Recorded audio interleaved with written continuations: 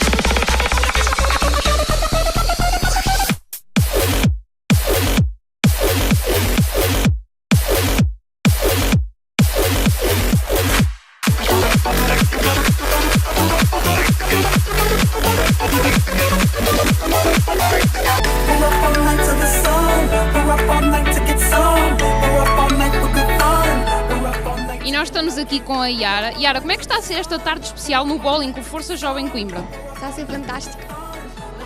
Recomendas? Recomendo. É muito fantástico. E qual é o convite que aproveitas para fazer aos outros jovens?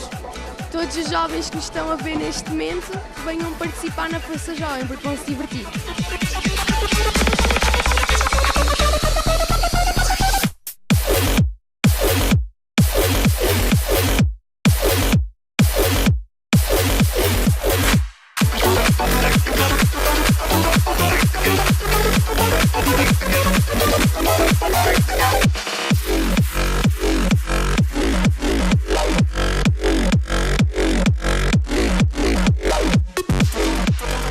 Nós estamos aqui também com o Agostinho. Agostinho, como é que está a ser esta tarde especial aqui no bowling com o Força Jovem Coimbra? Opa, essa tarde está a ser algo inédito, eu nem sei explicar, está a ser muito divertido.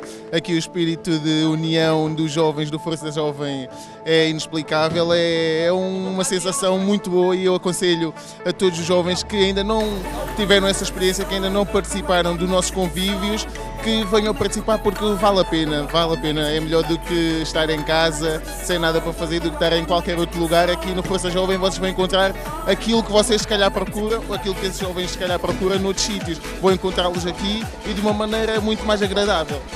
E sinceramente, quem é que tu achas que vai ganhar? Opa, sinceramente acho que é a Nação dos Guerreiros. Acho que já ganhou, está visto.